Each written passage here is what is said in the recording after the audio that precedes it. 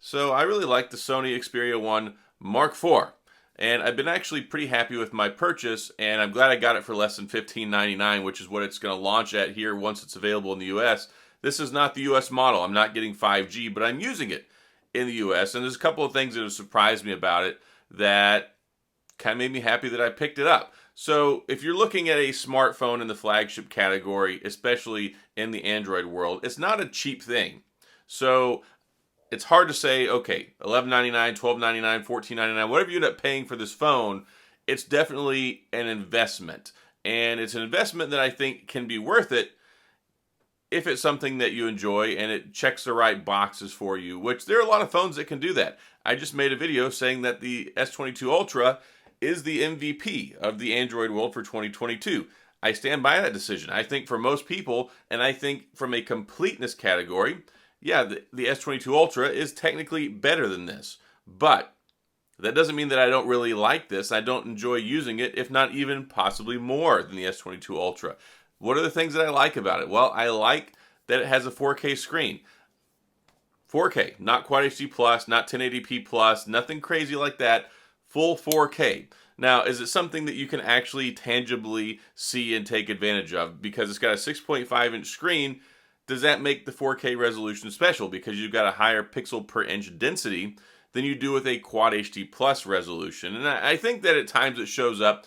It's something that's really nice because you get this cinematic video format whenever you're watching your videos and you're enjoying your content consumption, you're shooting and recording video. I mean, it's a really neat thing to be able to say, look, I've got a 4K phone, and I think it helps make this phone stand out in a crowd of a lot of phones that really just offer a lot of the same stuff. I like that it has the haptic feedback when it comes to the sound experience because you can get the vibration and set different levels of that as you're watching videos. It really does kind of give you more of an immersive feel whenever you're enjoying content on this phone. I like the cameras that are on here. This continuous zoom with the telephoto lens, I have absolutely been in love with it. And it's so nice because it makes you feel almost like you're using a smartphone camera. Not smartphone camera, a smartphone camera. Like you're using a real camera that's inside of a smartphone instead of, okay, you get the Pixel camera, and yes, it does take good pictures, but you know kind of at the heart of it, it's something that is really a lot of computational stuff on top of the actual camera lens. Even with Samsung now, even with iPhone, this feels more real, so to speak. And when it really makes it feel real is when you're sitting there and you're zooming in on it, and you can really see that stuff. It's tangible. So I like that. I like the levels of complexity that are involved in this phone. I've used so many phones for the last couple of years. I've reviewed phones for basically kind of a living. I mean, it's what I do here. I make videos every single day about phones. So there's a lot of monotony whenever it comes to phones. And I review the OnePlus, I review the Xiaomi, the Poco, the Samsung, the iPhone. There's so many phones that I use. And this one has been such a refreshing breath of fresh air to use something that's completely different. I mean, it's got a dedicated shutter button. And some people are like, okay, dude, who cares about a shutter button? Like, well, if you're using a phone that's built around the idea of kind of real cameras inside of a phone and giving it that Sony Alpha feel to it and giving it a real Sony feel to the phone, yeah, it's something that matters, and I think it really stands out and makes the phone more complete. And I think the phone does feel pretty complete. It's one of those things where the Sony Xperia 1 Mark III felt like it was kind of missing some things. It just didn't feel like it was 100% there. And I think this does a better job at getting the phone to top dead center where you can say, okay, this experience feels more complete, and it's something that I can enjoy carrying around as a primary daily driver without compromises. And it feels almost special in certain ways because if you carry this phone around, it does bring more to the table than a lot of other phones do because you get so much emphasis on that real world camera experience when it comes to the phone, but you're not missing out on anything else. You've got your NFC, you've got your Android 12, you can do your wireless contact-free payments. You've got a 5,000 milliamp battery, which gives you a little extra juice to get you through the day, which it does matter. The extra 400 milliamps does really make a difference here. You want to play games, go for it. You got the Snapdragon 8 Generation 1, you've got 12 gigabytes of RAM, and you got this beautiful 4K screen. So you're not really settling when it comes to this phone. No pun intended for the OnePlus guys. Now, it would be nice, yes, if it had a little bit better software support long term because you're spending a lot more money on this phone with only promised 2 operating system updates. I feel like there are areas where Sony can improve with the phone. Also, I gotta say, the flashlight on this thing kind of sucks. I'm just gonna be frank with you. It's probably the worst flashlight on a smartphone I've ever used. But it's basically the same one that was in the Xperia 1 Mark III, which is also terrible. I mean, the screen almost puts off more light than you get diffused on the back of the phone. And also, yes, the other thing that kind of irks me, I know it's a 5G phone. It's a Snapdragon 8 Generation 1. I don't really understand what the difference is under the hood with this one versus what I'm going to get with the US model once it comes out in September. Also, I don't know why I've got to wait till September. I'm glad I picked this one up off of Amazon. But yeah, it would be nice to have 5G. I've got 4G LTE, which is fine. Surprisingly, it's working with AT&T.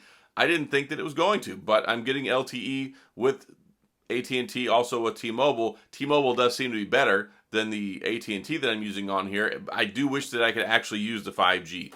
That would be nice because the signal quality in some areas is not the best. And I think that has to do with the band support that it has.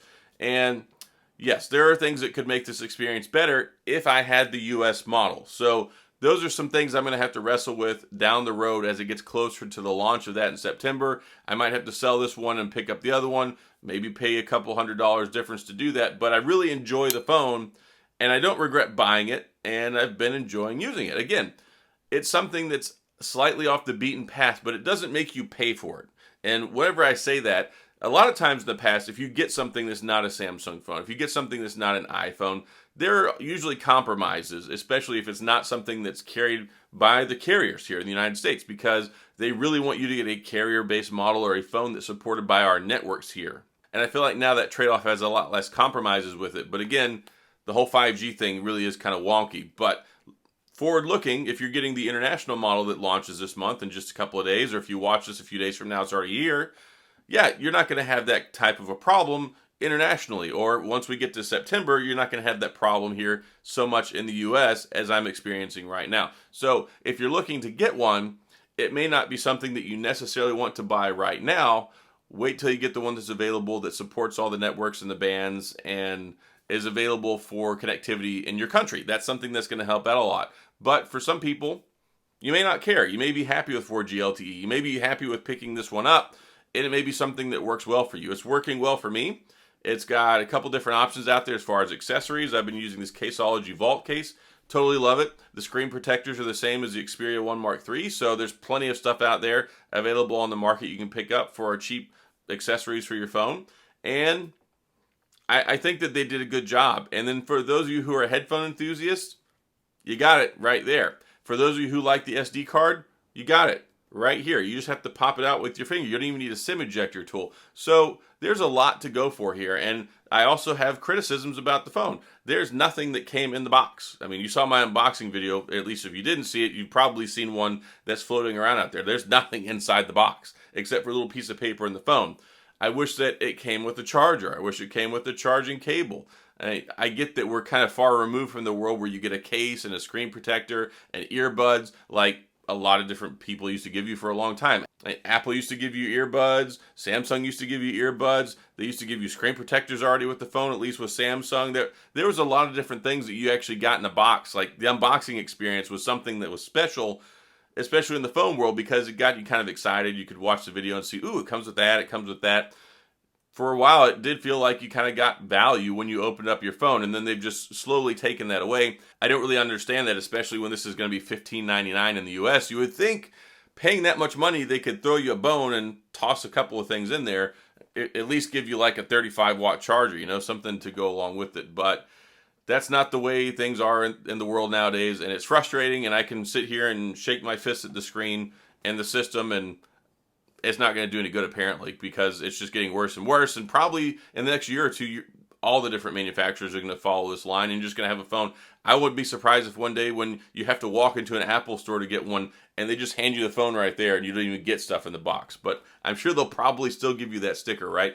So that's pretty much it. I just wanted to take a couple of minutes and give some feedback, because I know a lot of people are interested in my experience with the phone so far. My full review will be about another week from now after this video has published, and I'm going to cover a lot more in the video, talk about video capabilities, talk about my complete experience with the phone. But so far, I like it. I'm glad that I bought it. I've really been enjoying using it. I've even got my SIM card, my primary one. I'm not even using an iPhone right now. I'm actually using 2 Android phones, which is something else that I want to talk about in the near future, because I know a lot of people have a really hard time. You get stuck in that loop with iPhone and you get sucked in. You've got the Apple ecosphere, you've got your Apple Watch, you got your MacBook, you got your iPad. And is it a bad thing to break away from that? I mean, not necessarily. If you like that sort of thing and you want all of those things in your life, then Apple gives you so many different great things. But there are times in life where somebody might want to try something different. And is this something that moving over to a phone like this, or even moving over to a Samsung, is that something that you pay for, leaving an Apple ecosphere to use something like an Android phone? Is there enough there to really give you the benefits and draw you away and give you a different alternative? And I think there is in a lot of different cases. So I do want to explore that, kind of different from the Sony topic, but it's possible. I'm living an iMessage free life right now, and I'm sleeping pretty good, not losing any sleep over it. So that's all I got so far. What do you think? Do you have an Xperia 1 Mark IV already? Have you been enjoying it? Are you looking forward to getting one? Is this something you think could be a phone that you could use as a daily driver, or something that intrigues you, as opposed to the classic OnePlus and Samsung and iPhone phones of the world? So that's all I've got, wrapping it up. If you have any questions or comments, please go down to the comment section. I will get back with you. If you enjoyed the video, please hit the like and the subscribe button and the little notification bell if you want updates when new videos come out. And as always, thanks for being here. I appreciate you watching, and I'll see you guys next time.